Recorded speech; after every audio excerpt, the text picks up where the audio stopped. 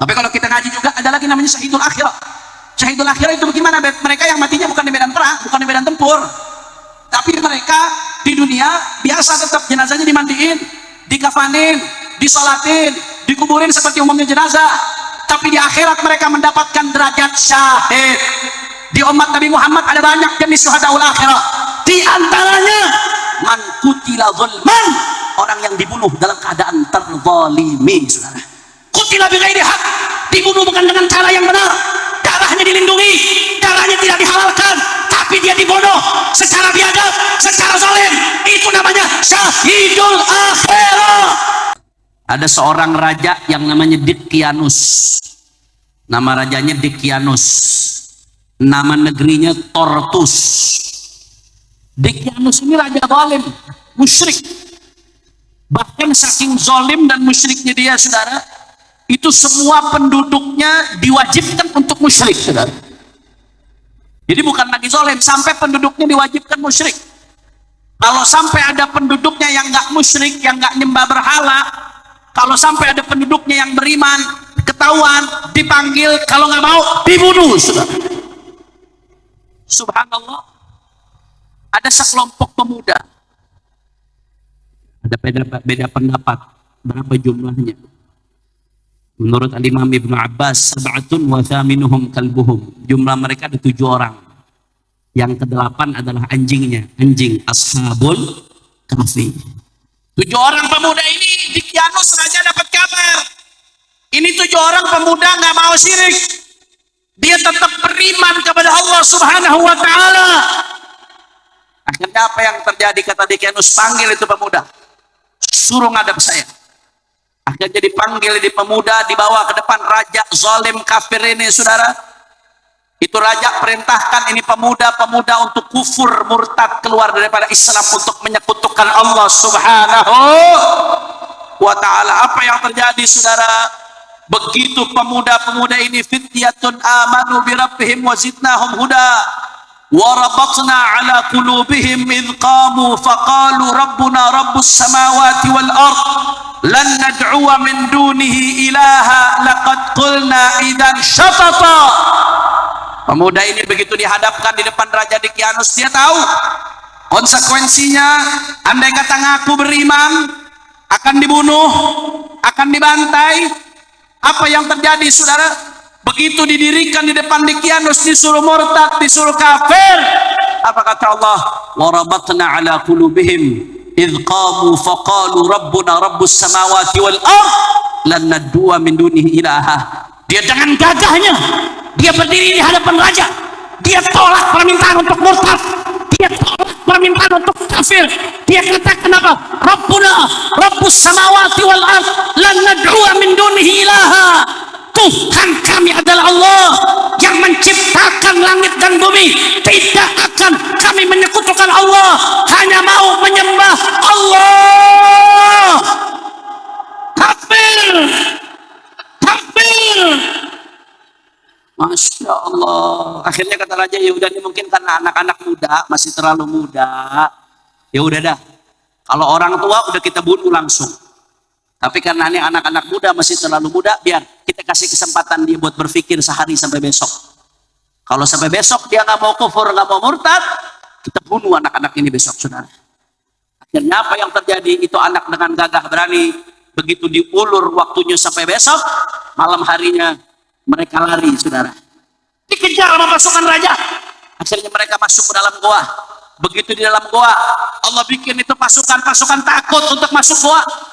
Allah tidurkan pasukan raja, 300 wasdadu tis'a, 300 sinina wasdadu tis'a, 309 tahun mereka ditidurkan, saudara. Dimuliakan oleh Allah, tidur 309 tahun, tapi berasanya sehari atau setengah hari. Berasanya baru tidur pagi bangun siang, atau baru tidur siang bangun sore. Saya mau tanya, ini ajaib atau tidak? Ajaib atau tidak? Allah muliakan, saudara. Bahkan anjing yang nemenin mereka, mereka jumlahnya 8. 7 orangnya ashabul kahfi, satunya anjing. Anjingnya ikut dimuliakan oleh Allah. Kenapa? Karena ikut bersama pemuda-pemuda beriman yang gagah berani, tidak takut kepada zalim, dia pertahankan keimanannya untuk Allah Subhanahu wa taala. Takbir. Takbir. Sunnatullah. Pemuda yang gagah berani mempertahankan keimanannya, namanya akan diangkat oleh Allah Subhanahu. Ini yang kita saksikan di 6 syuhada saat ini, saudara. Mereka adalah pemuda berani yang sebelumnya tidak dikenal, sebelumnya nggak ada yang tahu kecuali orang-orang terdekat kepada mereka. Tapi kita sekarang di mana-mana mengeluh-elukan mereka, menyebut mereka, bahkan dirayakan haulnya. Saya mau tanya, jawab yang kompak. Berarti para syuhada, pemuda-pemuda berani ini dimuliakan oleh Allah atau tidak? Orang kompak, jawab yang semangat. Ini kayaknya yang belum jawab masih teman pasang salot nih. Jawab yang kompak, yang selamat. Dimuliakan atau tidak? Dimuliakan atau tidak? Diagungkan atau tidak? Takbir. Kemudian yang kedua, saudara, kenapa mereka dimuliakan oleh Allah? Karena mereka jadi syahid.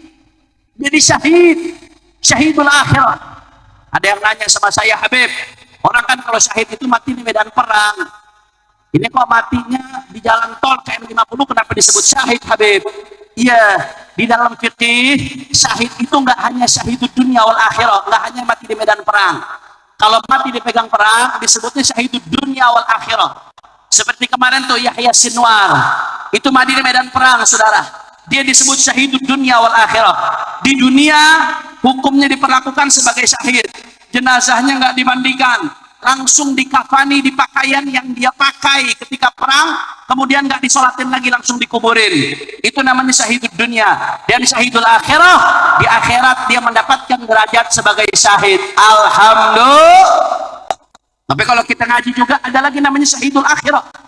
Syahidul akhirah itu bagaimana? Mereka yang matinya bukan di medan perang, bukan di medan tempur, tapi mereka di dunia biasa tetap jenazahnya dimandiin, dikafanin, disolatin, dikuburin seperti umumnya jenazah. Tapi di akhirat mereka mendapatkan derajat syahid. Di umat Nabi Muhammad ada banyak jenis syuhadaul akhirah. Di antaranya man qutila zulman, orang yang dibunuh dalam keadaan terzalimi, saudara. Qutila bighairi haq, dibunuh bukan dengan cara yang benar, darahnya dilindungi, darahnya tidak dihalalkan, tapi dia dibunuh secara biadab, secara zalim. Itu namanya syahidul akhirah. Saya mau tanya, jawab yang kompak. Pembunuhan 6 syuhada zalim atau tidak? Orang kompak, orang semangat, zalim atau tidak? Pembunuhan 6 syuhada jahat atau tidak? Halal atau haram? Halal atau haram? Berarti mereka yang membunuh biadab atau tidak? Mereka yang terbunuh syuhada atau bukan? Syuhada atau bukan? Takbir. Makanya dimuliakan oleh Allah Subhanahu wa ta'ala. Dan ini pernah diceritakan dalam Al-Quran, saudara. Ada orang yang syahid di Al-Quran diceritain, dan kita sering baca suratnya. Dia syahid, dan dia syahidul akhirah, saudara.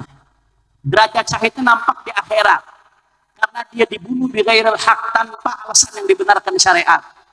Siapa itu? Di dalam surat Yasin Allah berfirman dalam Al-Quran, wa jaa'a min aqsal madinati rajulun yas'a qala ya qaumi ittabi'ul mursalin ittabi'u man la yas'alukum ajran wa hum muhtadun wa ma liya la a'budu alladhi fatarani wa ilayhi turja'un attakhidhu min dunihi alihatan yuridu ar-rahmanu bidurrin shay'an wa la yunqidhun inni idhan lafi dhalalin mubin inni amantu bi rabbikum fasma'un qila adkhulil jannah قال يا ليت قومي يعلمون بما غفر لي ربي وجعلني من المكرمين. Kita sering baca tuh, tapi artinya paham apa kagak? Kita sering baca tuh surat. Itu cerita tentang orang syahid, saudara. Itu surat Yasin cerita tentang orang syahid. Wa jaa'a min aqsal madinati rajulun yas'a qala ya qaumi ittabi'ul mursalin. Ketika Allah utus tuh 3 rasul, namanya Shadiq, Masduq, Syam'un, di kitab-kitab tafsir disebutkan, untuk ngajak mereka beriman sama Allah Ta'ala. diutus 3 rasul, tapi penduduk kampung tersebut malah kufur. Padahal Rasul itu sudah menunjukkan mukjizatnya. Akhirnya ada orang namanya Habibun Najjar yang otaknya masih waras. Dia lihat ini Rasul benar 3-tiganya nih. Kenapa ke penduduk kampung malah kufur, malah murtad, malah nolak? Waja'a min aqsal madinati rajulun yas'a qala ya qaumi ittabi'ul mursalin. Datanglah dari ujung kota rajulun, seseorang namanya Habib Najjar, kata ulama tafsir, saudara. Seseorang tersebut datang, dia katakan kepada kaumnya, ya qaumi ittabi'ul mursalin, wahai kaumku, jangan kalian kufur, ikut itu sama mereka, para utusan-utusan Allah Subhanahu, ikut sama mereka, beriman sama mereka, agar kalian diberkahi oleh Allah Subhanahu. Akhirnya apa, saudara? Ketika Habib Najjar menyatakan beriman, ketika dia menyatakan beriman, ketika itu, saudara, kaumnya malah membunuh dia. Dia dibunuh oleh kaumnya. Bahkan diriwayatkan itu dibunuhnya sampai jasadnya diinjak-injak, saudara. Kaumnya itu rame-rame ngerubungin dia, ditongkrok rame-rame, jasadnya dia punya diinjak-injak, saudara. Diinjak-injak. Kelihatannya secara zahir seolah-olah mati dalam keadaan hina, diinjak-injak orang. Tapi secara batin, apa yang terjadi? Allah angkat derajatnya. Qila dkhulil jannah. Begitu dia wafat, Rasulullah katakan, qila dkhulil jannah, masuklah kamu ke surga.